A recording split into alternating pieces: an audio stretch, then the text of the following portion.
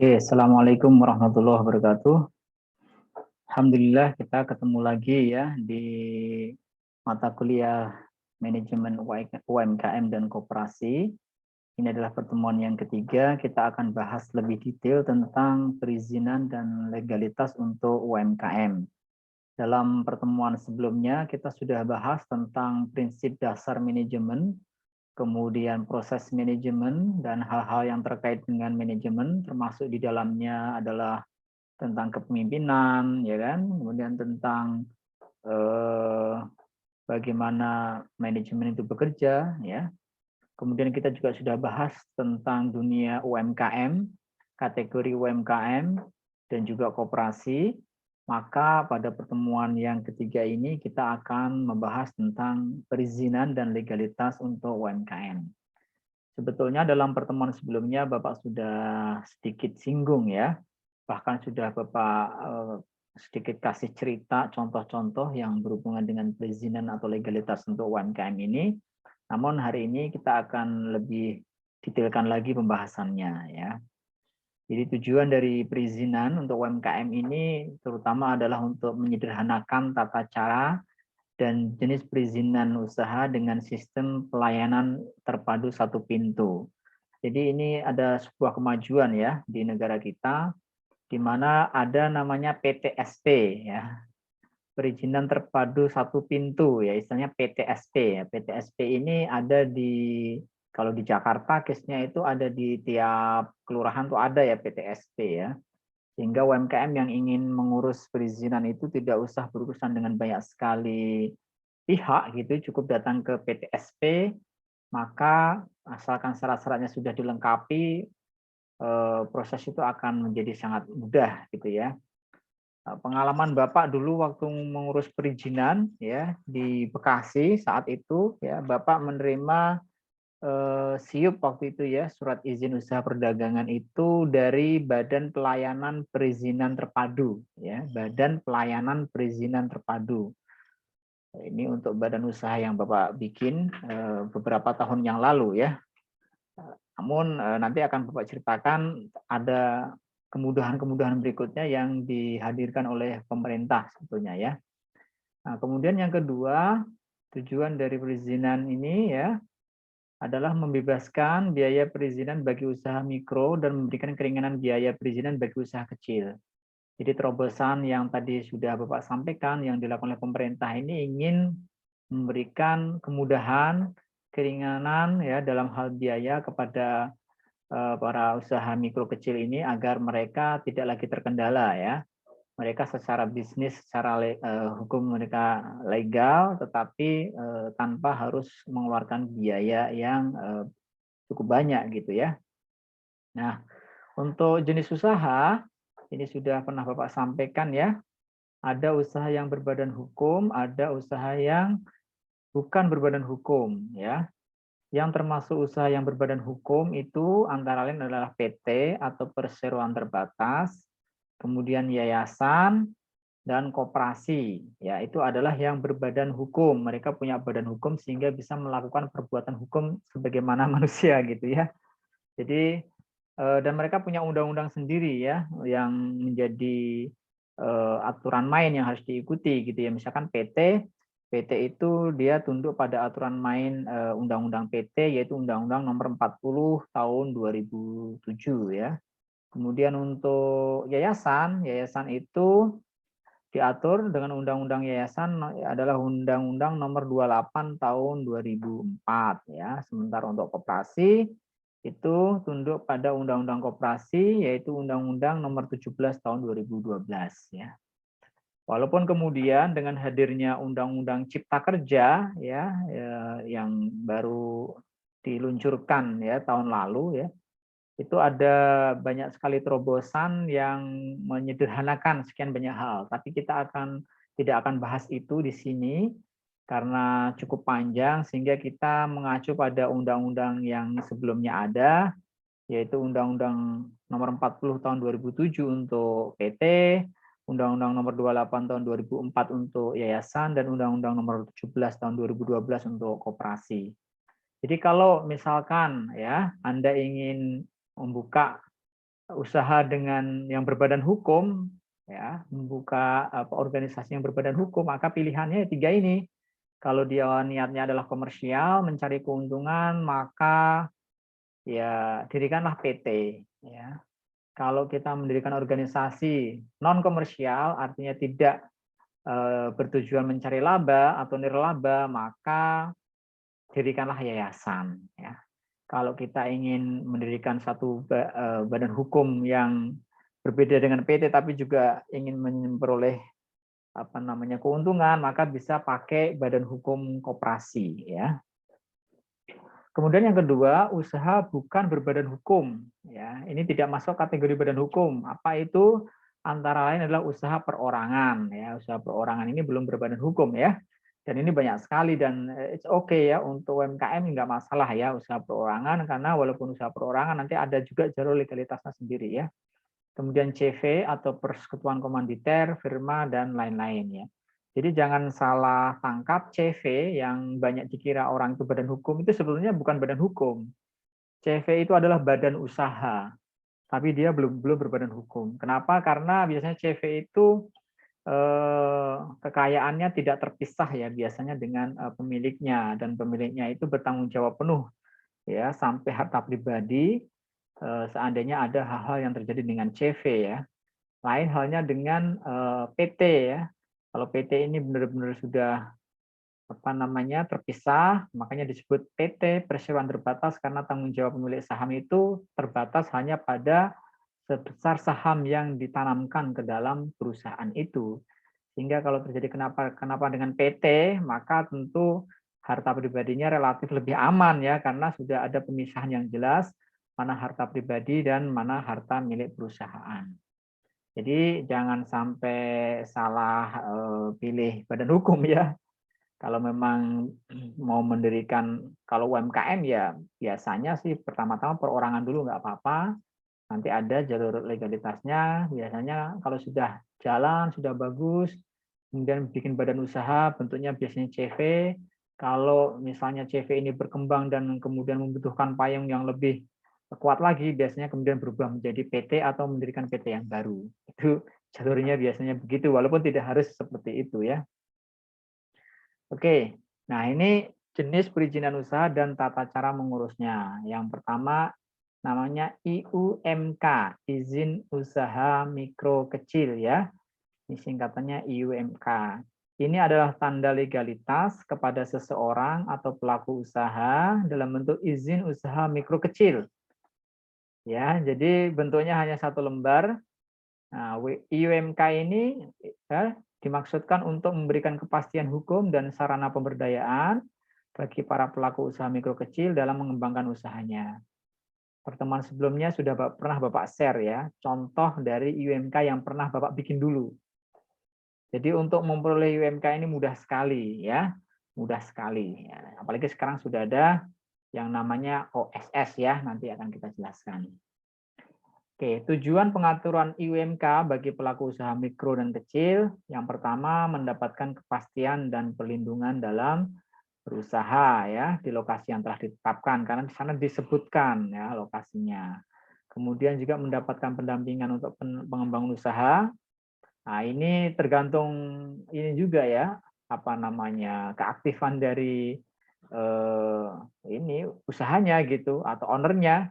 Karena kalau misalkan nggak aktif juga atau nggak mengikuti informasi-informasi ya biasanya miss ya terhadap event-event pendampingan dan seterusnya yang diadakan oleh kementerian atau lembaga-lembaga terkait gitu ya.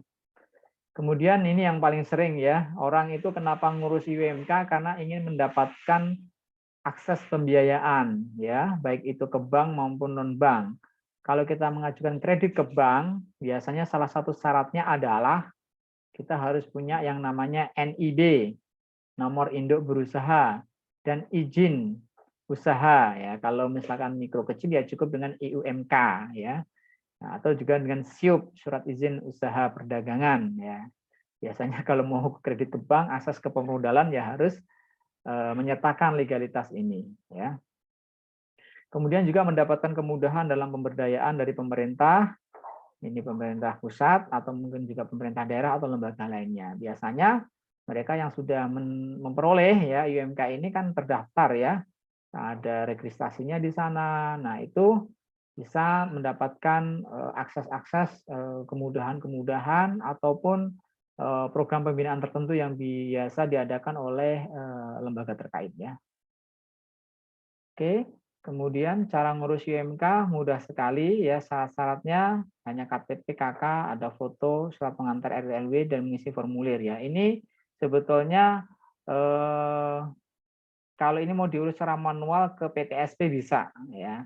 Cuman sekarang yang paling mudah adalah mengurus UMK itu melalui namanya OSS ya, Online Single Submission.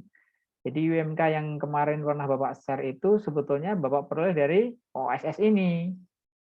Dan waktu itu prosesnya cepat sekali ya, nggak nyampe setengah jam ya. Jadi semua data yang diminta di dalam OSS nanti silahkan diketik ya, online single submission, nanti masuk ke webnya, kemudian register di sana, kemudian silahkan ikuti menunya di sana. Nanti kita bikin yang namanya NIB dulu ya, sebelum bikin UMK, bikin NIB dulu.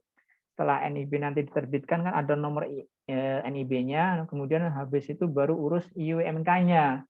Tinggal dimasukkan saja ya untuk data-datanya. Kemudian nomor ini NIB-nya berapa semuanya diinput, KBLI-nya ya, nanti ada ditanya KBLI ya kelompoknya apa gitu ya, silahkan pilih, baru nanti sudah tinggal submit saja.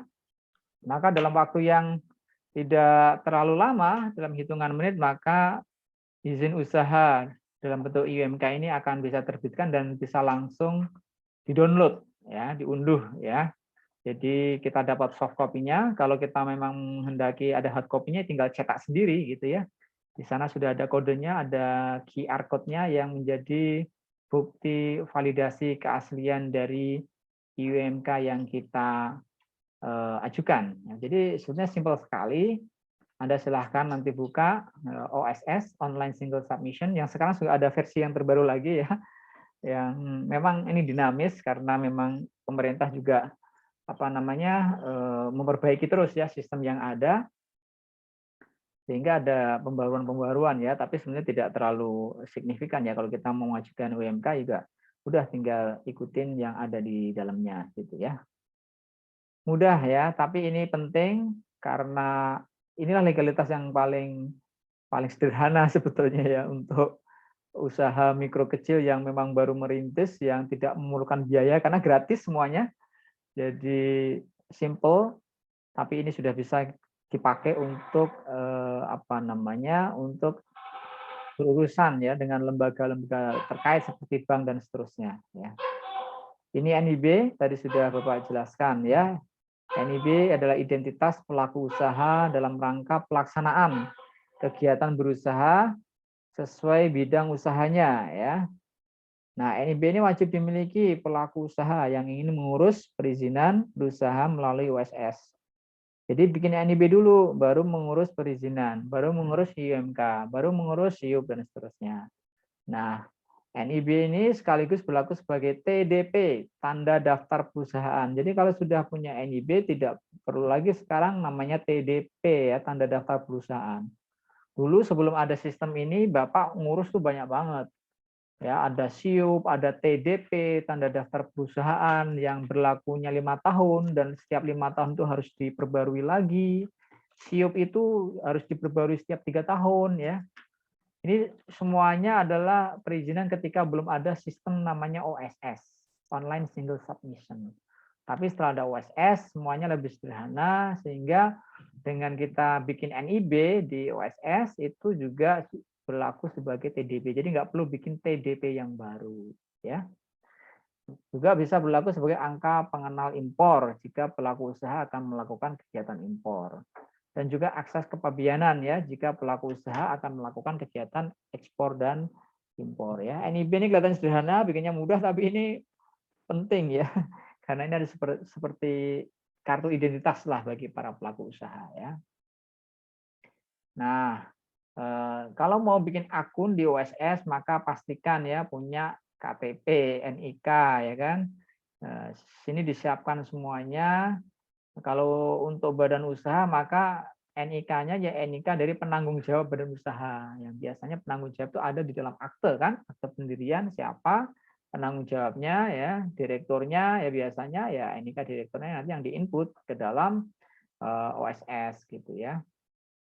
Oke, kemudian pelaku badan usaha yang berbentuk PT, badan usaha yang didirikan oleh yayasan, koperasi, CV, firma, dan persekutuan perdata, ini menyelesaikan proses pengesahan badan usaha di Kementerian Hukum dan HAM melalui AHU online sebelum mengakses OSS. Jadi ada jalur tersendiri ya untuk badan usaha, baik bentuknya PT, CV, dan seterusnya. Itu nanti perlu menyelesaikan proses pengesahan badan usahanya di Kementerian Hukum dan HAM melalui AHU online ya sebelum mengakses OSS. Ini beda dengan UMK yang tadi Bapak ceritakan karena untuk khusus UMK nggak perlu ya, kalau untuk izin usaha mikro kecil nggak perlu ya, cukup langsung ke OSS ya, data-data KTP dan seterusnya dimasukkan, KBL-nya dimasukkan, nanti langsung dapat tuh ya. Jadi nggak perlu ke Kementerian Hukum dan HAM ya, khusus untuk perorangan yang mengajukan IUMK gitu ya. Oke, ini teknis sekali untuk tahapan permohonan perizinan secara online. Yang pertama membuat akun OSS gampang, tinggal nanti langsung masuk ke dalam OSS-nya, isi data saja, kemudian unduh NIB-nya ya. Jadi NIB juga mudah ya, tinggal login ke sistem OSS. Ya, nanti kita kalau sudah sign up nanti dapat user ID dan password, isi data yang diperlukan. Nah, nanti kalau sudah maka kita masukkan ya jenis bidang usahanya apa ya kan, KBL-nya. Kemudian setelah itu maka sistem OSS akan menerbitkan yang namanya nomor induk berusaha untuk pelaku usaha. Oke, jadi mudah sekali, nanti tinggal download. Seingat Bapak ini proses ini nggak membutuhkan waktu lebih dari setengah jam. Kalau semua sudah siap, cepat ya. Nah, kemudian yang ketiga kita akan bahas tentang yang namanya PIRT ya, izin produk industri rumah tangga. Jadi kalau misalkan Anda beli makanan ringan atau minuman-minuman yang dalam kemasan yang sifatnya masih home industry, biasanya di sana ada namanya kode PIRT-nya, PIRT nomor sekian sekian sekian sekian, itu kan ada. Itu namanya produk industri rumah tangga. Nah, ini adalah izin bagi usaha dalam bidang makanan dan minuman dan kosmetik yang masih berbasis home industry. Jadi belum pabrikan, belum besar. Kalau besar nggak cukup hanya PIRT ya, kalau besar dia sudah harus punya izin edar, AMD ya. Itu yang mengeluarkan adalah Badan POM. Tapi kalau masih rumah tangga ya belum perlu lah ya. Karena juga mungkin skalanya masih terbatas, kemudian daerah distribusi atau pemasarannya juga mungkin tidak nasional, masih tempat-tempat tertentu. Secara teknologi mungkin juga masih agak sederhana, tenaga kerjanya juga masih sedikit ya. Untuk tidak memberatkan para pelaku usaha kecil ini, maka kalau memang masih home industry, kalau kita bergerak dalam bidang industri makanan dan minuman serta kosmetik, maka cukup mengurus yang namanya PIRT.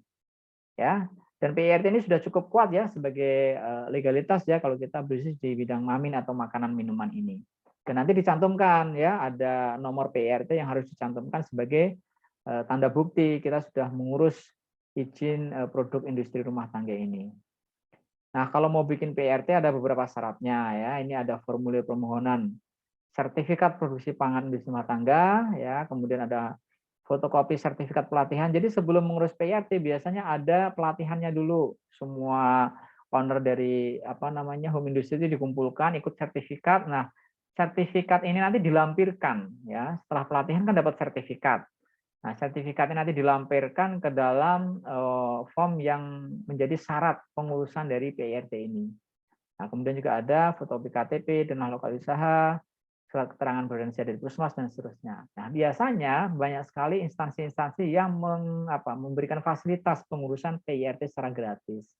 Karena kalau mengurus sendiri dan seterusnya memang ada biayanya ya, walaupun tidak berat gitu ya. Tapi sekarang ini banyak sekali event-event atau sponsor-sponsor ya, terutama dari beberapa lembaga terkait, pengurusan PIRT ini didampingi dari awal justru. Ya, diberikan kesempatan seluas-luasnya kepada para apa namanya, pemilik usaha home industry ini untuk bisa mengurus PIRT agar produknya itu menjadi aman, legal gitu ya. Produknya itu terawasi oleh pemerintah karena di sana ada sertifikat PIRT-nya gitu ya. Jadi jangan jangan apa namanya, jangan patah semangat dulu kalau memang bergerak dalam industri ini makanan minuman, nanti tanya-tanya tuh ke dinas perindustrian, dinas perdagangan, dinas koperasi, ya ke yang terkait lah ya. Ada enggak apa namanya, fasilitas pengurusan atau pembuatan PIRT gratis untuk UMKM, mau ikut gitu. Kalau memang ada, kapan? Nah, ikut saja. Biasanya secara berkala ada. Dan rombongan biasanya ya, sehingga lebih mudah lah begitu. Kemudian NPWP ya, ini wajib kalau kita memang warga negara yang baik, bayar pajak, tentu kita harus punya yang namanya nomor pokok wajib pajak atau NPWP ya. Ini sebagai sarana dalam administrasi perpajakan ya. Ini digunakan sebagai tanda pengenal diri ya, identitas wajib pajak ya. Kalau Anda sudah apa namanya, mau bisnis ya Anda urus nih ya. Gampang sekali ngurus NPWP ini. Manfaatnya buat apa? Pertama, ngajuin kredit ke bank, udah pasti ditanya NPWP-nya berapa. Kalau kita mau bikin SIUP ya, urusan perpajakan ya, kemudian membuat rekening di bank ya, itu disyaratkan punya NPWP walaupun sekarang tidak kaku ya, ada beberapa bank yang kemudian untuk syarat NPWP ini menjadi optional gitu. Cuman kalau kita nggak punya NPWP, biasanya kita diminta menulis surat pernyataan ya, surat pernyataan bahwasanya kita belum punya NPWP. Ya, kita harus bikin surat pernyataan karena memang sebenarnya NPWP ini syarat untuk buka rekening. Tapi karena belum punya, bank tetap menerima dengan catatan kita mau bikin surat pernyataan, ada formnya yang tinggal kita isi dan kita tanda tangan bahwasanya kita memang benar-benar belum punya NPWP. Ya. Kemudian kalau mau beli produk investasi, mau invest di pasar modal, ya trading dan seterusnya juga harus punya. Otomatis ketika daftar di sekuritas harus punya NPWP. Mengikuti lelang pemerintah apalagi ya, pasti harus punya NPWP. Oke, gimana cara memperolehnya? Gampang ya, tinggal datang langsung ke kantor pelayanan pajak, datang ke sana bawa KTP, apa namanya, bikin NPWP, maka akan dilayani dengan baik ya. Bisa juga mengirimkan formulir dengan lewat pos. Ya ini sekarang sudah apa namanya, sudah nggak lazim mungkin ya. Yang lazim mungkin yang ketiga ya, yang sering ya, daftar online ya. Mulai laman e-registration ya di Ditjen Pajak ya, e-registration, kemudian unggah dokumen yang dipersyaratkan gitu ya. Jadi mudah sekali ya untuk bisa dan bisa langsung jadi sebetulnya ya kalau kita kantor pajak, dipermudah ya. Karena kantor pajak tentu gembira kalau ada warga negara yang mau bikin NPWP. Berikutnya adalah surat izin usaha perdagangan atau SIUP ya. Ini merupakan surat izin yang diberikan ya kepada suatu badan usaha agar dapat melakukan kegiatan usaha perdagangan. Ini semua badan usaha ya, baik pribadi maupun organisasi seperti PT, CV, UG, koperasi, firma dan seterusnya ya, harus memiliki surat izin usaha perdagangan ya. Ini bisa juga diurus ya nanti kalau syaratnya sudah lengkap. Nanti selain di USS ada untuk yang usaha-usaha tertentu itu nanti membutuhkan rekomendasi ya dari dinas-dinas terkait gitu ya. Nah, jenis SIUP ya ada SIUP mikro, kecil, menengah, besar ya. Biasanya nanti disebutkan tuh di SIUP-nya. Ini maksudnya SIUP kecil atau SIUP menengah atau SIUP besar ya. Itu biasanya dilihatnya dari kategori modal dan kekayaannya ya. Kalau mikro itu nggak lebih dari 50 juta, kalau kecil itu 50 juta sampai 500 juta, kalau menengah itu 500 juta sampai 10 miliar ya. Sementara kalau surat izin usaha perdagangan besar itu ya modal dan kekayaan bersih seluruhnya itu lebih dari 10 miliar ya. 10 miliar ini tidak termasuk tanah dan bangunan tempat usaha ya. Fungsinya apa SIUP ini ya? Fungsinya untuk bukti ya atau alat pengesahan sebuah usaha oleh pemerintah. Dengan begitu segala kegiatan usaha dapat dilakukan sesuai dengan SIUP-nya ya, biar tidak melenceng ya. Ini juga sebagai kontrol juga ya dari pemerintah ke usaha-usaha yang ada di masyarakat. Bagaimana juga kalau nggak ada kontrol dari pemerintah, nanti bisa nggak beraturan gitu ya. justru akan merugikan badan usaha itu sendiri kalau tidak ada kontrol dari pemerintah gitu. Karena nanti sembarangan orang bisa masuk gitu. Sehingga SIUP ini menjadi wahana sebagai syarat ya, sebagai instrumen agar permainan dalam sebuah bisnis itu bisa lebih tertib gitu. Jadi tidak sembarangan orang bisa masuk ke sebuah bisnis, dia harus mendapatkan izin dari pemerintah sehingga yang masuk ke situ semuanya terverifikasi dengan baik, memberikan data yang baik untuk melindungi kepentingan semua pihak ya, kepentingan konsumen, kepentingan pebisnis itu sendiri ya, dan kepentingan pemerintah juga ya untuk masalah perpajakan dan seterusnya. Oke, manfaat SIUP bagi pemilik usaha ya banyak ya. Ini sebagai bukti diakui oleh pemerintah sehingga usaha tersebut mendapatkan pelindungan ya dari hukum dan undang-undang. Ya, jadi tidak liar seperti itu ya. Kalau misalkan kita sudah punya SIUP, maka kita akan lebih mudah nanti misalnya mau melakukan mengajukan pinjaman modal ke bank atau lembaga keuangan lainnya ya. Kalau bisnis ekspor impor, maka tentu ini juga harus memiliki surat izin usaha perdagangan. Oke, jadi dari SIUP ini di sini bisa disimpulkan bahwasanya dengan punya SIUP maka legalitas usaha kita itu otomatis akan lebih dipercaya ya. Kita mempunyai kredibilitas yang baik di mata pemerintah, di mata pebisnis dan di mata konsumen. Artinya tidak liar gitu ya. Nah, berikutnya ada namanya surat izin tempat usaha atau situ ya.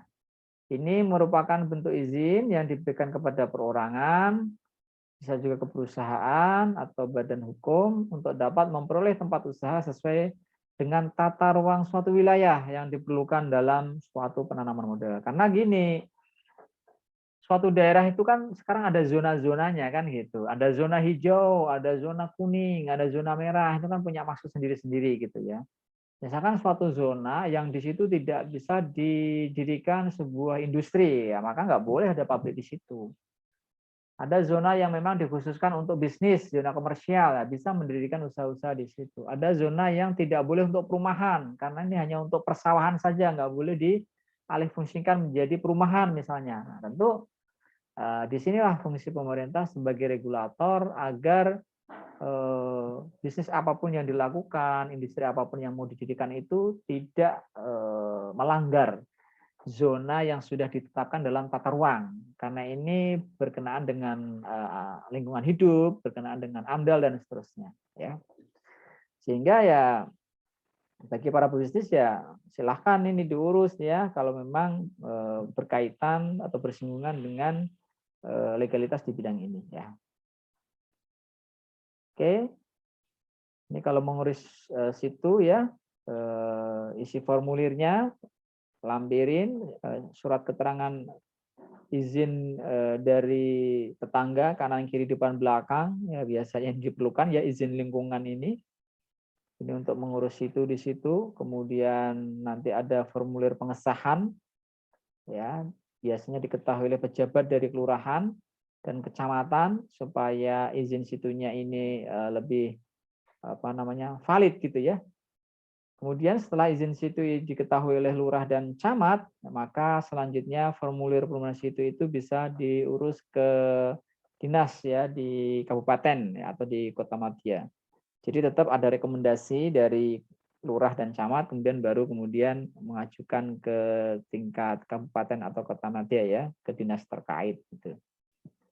Nah, kalau sudah diperoleh nanti situnya, maka ini tentu akan membuat usaha itu lebih firm ya, usaha itu lebih lebih mempunyai kekuatan lah gitu. Ketika mungkin ada yang komplain dari masyarakat dan seterusnya, maka perusahaan bisa menunjukkan dia sudah memperoleh izin tempat usaha dari pemerintah gitu ya. Berikutnya TDP ya, tanda daftar perusahaan. Ya, ini sebetulnya dulu ya. Saya sempat 2 kali ngurus TDP ini dan ini diperpanjang tiap 5 tahun. Tapi sekarang dengan adanya sistem OSS, NIB, kalau kita sudah NIB yang Bapak ketahui itu kita nggak perlu lagi mengurus TDP lagi. Ya, Jadi sudah cukup ya dengan NIB yang diperoleh dari OSS itu menjadi salah satu pengganti dari TDP. Tapi yang perusahaan-perusahaan yang dulu punya TDP yang lama ya silahkan tetap disimpan ya gitu. Tapi yang jelas tidak perlu diperpanjang lagi kalau memang masanya habis ya. Yang nanti yang diminta bukan TDP lagi, tapi yang diminta adalah NIB ya, NIB. Oke, itu adalah beberapa legalitas perizinan untuk UMKM, walaupun masih skalanya UMKM, tapi tetap harus sadar hukum, harus tetap taat azas, harus tetap memperhatikan faktor legalitas ini, karena ini sebagai bukti bahwasanya UMKM itu juga siap untuk naik kelas, ya, siap untuk scale up gitu ya. Sehingga pada waktunya nanti gitu ketika perusahaan terus membesar, omsetnya naik terus ya, maka UMKM ini sudah punya sistem legalitas yang cukup memadai lah ya untuk bisa bergerak di pasar. Oke, itu materi kita pada pertemuan kali ini tentang perizinan dan legalitas UMKM. Kita lanjut lagi dengan diskusi di grup ya. Silahkan kalau ada yang mau bertanya bisa langsung disampaikan ya. Nanti akan Bapak tambah dengan beberapa contoh kasus ya yang pernah Bapak alami dalam proses memperoleh izin ya, karena Bapak sudah berbisnis sudah cukup lama sehingga adalah suka duka dalam masalah perizinan ini. Demikian kita lanjutkan dengan diskusi dan tanya jawab. Assalamualaikum warahmatullahi wabarakatuh.